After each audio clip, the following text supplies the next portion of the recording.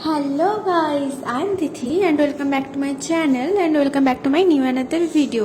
তো কেমন আছো সবাই? আশা করি খুব ভালো আছো আর আমিও খুব ভালো আছি। আরেকটা নতুন ভিডিওর সাথে আমি তোমাদেরকে নিজের চ্যানেলে স্বাগত জানাই।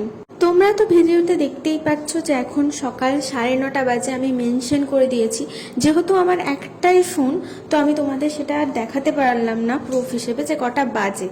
আর তোমরা হয়তো ভাবছো যে এত লেট করে আমি কেন উঠছি, কারণ আমার আগের দিন ডিউটি ছিল আর ডিউটি শেষ করে আমি অনেকটা রাতেই ফিরেছি, যার কারণে তারপরে ফ্রেশ হয়ে খেয়ে ঘুমোতে যথেষ্ট লেট হয়েছে। আর আসা মাত্রই আমি ঘুমিয়ে পড়েছি এরকমও না, কারণ ফোন ঘাঁটছিলাম, অনেকটাই রাত হয়ে গেছিলো ঘুমোতে, যার কারণে উঠতেও লেট হয়ে গেছে। আর আমি তো ভুলেই গেছিলাম যে আমাকে ঘুম থেকে ওঠে একটা ক্লাসে যেতে হবে, কারণ আমাদের নর্মালি একটা 1-2 ঘন্টার ক্লাস থাকে, যে ক্লাসটা করতে যেতে হয়। তো আমি পুরোই মাথা থেকে বেরিয়ে গেছিলো যে ক্লাস আছে, তো তাড়াহুড়ো করে উঠে আমি তাড়াতাড়িভাবে রেডি হয়ে ফেললাম। আর আমার মনেও ছিল না প্রথমে, যদি আমাকে আমার একটা বান্ধবী কল করে না বলতো যে আজকে ক্লাস। তো যাই হোক, ক্লাসটা যদিও আমার সৌভাগ্যবশত আজ হোস্টেলের অডিটোরিয়ামে হচ্ছে, তো যার কারণে আমি এতটা তাড়াতাড়ি রেডি হয়ে ওপরে যেতে পারবো। কারণ যদি এটা হসপিটালে হতো না, তাহলে তো আমার মাথা সত্যি বলছি প্রচণ্ড পরিমাণে খারাপ হয়ে যেত। তো তাড়াতাড়িভাবে আমি জাস্ট কয়েকটা বিস্কুট খেয়ে রেডি হয়ে এখন ওপরে যাওয়ার চিন্তা ভাবনা করেছি। তো যাই হোক, সেরকমভাবে বেশি কিছু খাইও নি, খেতেও পারিনি, এমনিতেই লেট হয়ে গেছিলো, তাই ব্রেকফাস্টটাও স্কিপ করে যেতে হয়েছে আমাকে। তাই যদি আমার কাছে একটা স্ন্যাক্স আমি রাখি মাঝে মধ্যে, যে যখন কিছু মনে হয় যে এদের খাবার খেতে ইচ্ছে করে না, তখন আমি স্ন্যাক্সটা খেয়ে নিই। তো যাই হোক, আমার কাছে বিস্কিট ছিল, আমি খেয়ে ফেলেছি। আর দেখো, এখন আমি ক্লাসে এসেছি, আর ক্লাসে এসে দেখি প্রায় অনেক জনের মতোই এসে গেছিলো, তারপরে আমি গিয়ে সেখানে পৌঁছেছি। তো যাই হোক, ক্লাসটা শেষ হওয়ার পর আমার মনটা একটু বেশ ফ্রি করার জন্য আমি এই যে আমাদের বাইরে টিভি লাগিয়েছে, আমি সেই টিভি দেখতে এসেছিলাম। কিন্তু এদের ভাষা তো আমি বুঝি না, যার কারণে আমি কিছুই বুঝতে পারিনি। কিছুক্ষণ পর আমি আবার রুমে চলে যাই। আর রুমে এসে না, সত্যি কথা বলতে আমার মনে হয়েছিল যে আমি যে উপরে থাকি, তো নিচের বেডটা যখন ফাঁকা আছে, খালি আছে, তো কেন না আমি নিচে শিফট করে যাই।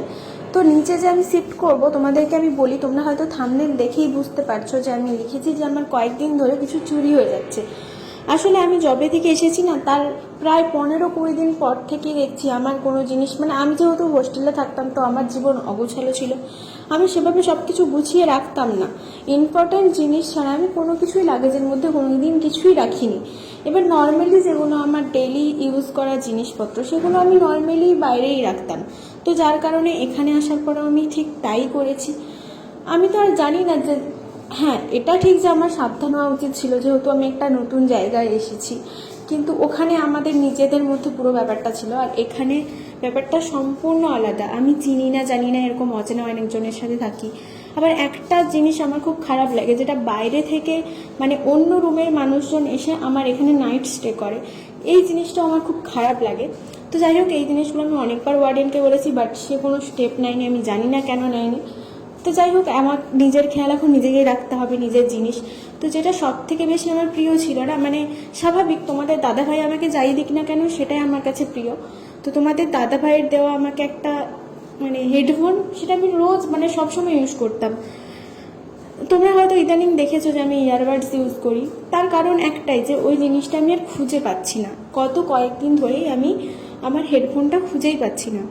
আর শুধু আমার একার হেডফোন না, অনেকেরই অনেক খাবার জিনিস, তারপরে ধরো নিত্য প্রয়োজনীয় সেই জিনিসগুলো আমরা ব্যবহার করে থাকি, প্লাস জামা কাপড়, এগুলো অনেক কিছুই মিসিং। ইভেন আমরা যে বান্ধবীরা এসেছি না, তাদের মধ্যে অনেকেরই অনেক কিছুই মিসিং, মানে এটা আমরা দেখেছি। তো যাই হোক, যার জন্য এখন থেকে নিজেরা আমরা সাবধান হয়ে গেছি আগের থেকে অনেকটাই। আর প্লাস তোমাদের দাদাভাইকে যখন আমি গত কয়েকদিন ধরে এই কথাগুলো বলছি না, তো ও আমাকে বলছে যে সব জিনিস গুছিয়ে রাখো। আর এই যে আমি ওপর থেকে নিচে শিফট হয়েছি, এই ডিসিশনটা যখন আমি নিলাম, নেওয়ার পর আমাকে তোমাদের দাদাভাই একটা অ্যাডভাইস দিল যে দেখো, তুমি ওপরে থাকতে অনেকটাই ভালো, কারণ ওপরে চট করে কোনো মানুষ বসবে না তোমার বেডে, হাত দিতে দেবে না, হাত না দেওয়ার কারণে তোমার জিনিস সেভাবে মিসিং হবে না। কিন্তু তুমি যখন নিচে আসছো, যে কেউ এসে তো বসতেই পারে। তো এই কথাটা ভাবার পর আমারও একবার মনে হয়েছিল যে হ্যাঁ, তাহলে আমি বেডটা আবার উপরে নিয়ে চলে যাব। তো শুধুমাত্র আজকে দিনটার জন্য আমি উপরে নিয়ে চলে গেছিলাম।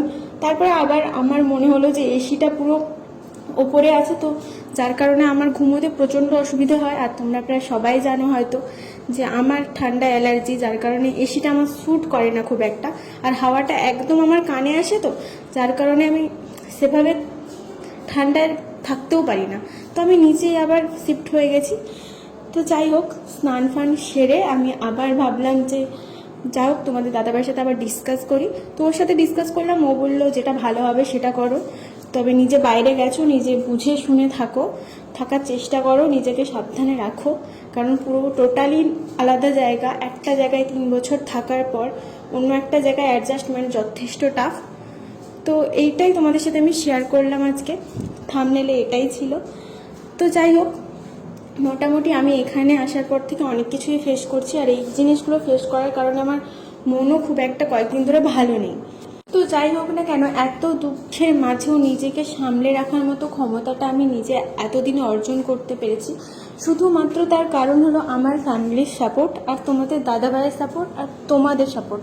এই যে আমি ভিডিওগুলো বানাই, তোমাদের সাথে কথাগুলো শেয়ার করি, তোমরা যে আমার কথাগুলো শোনো, মানে সত্যি কথা বলতে আমার ভালো লাগে যে আমার নিজের একটা ফ্যামিলি আছে, প্লাস তোমাদের দাদাভাই আছে, প্লাস আমার এটা ভেবে আরও বেশি ভালো লাগে যে আমি যেই প্ল্যাটফর্মে আমি নিজের ভিডিও দেওয়া শুরু করেছি, নিজের কাজ করা শুরু করেছি, সেই প্ল্যাটফর্মেও এখন আমার অনেকজন ফ্যামিলি মেম্বার্স, আর তারাও আমার সাথে থাকে, আমার পাশে থাকে। তো যাই হোক, আমি এখনও অবধি তোমাদের কাছ থেকে সেরকমভাবে কোনো নেগেটিভ কমেন্ট পাইনি। তো এটা আমার সত্যি খুব ভালো লেগেছে, তোমরা আমাকে যথেষ্ট পরিমাণে ভালোবাসা দিয়েছো, যতটা দিয়েছো সেটা আমার জন্য আমি মনে করি যথেষ্ট। চলো, আজকের ভিডিওটা এতটাই, দেখা হচ্ছে নেক্সট ভিডিওতে।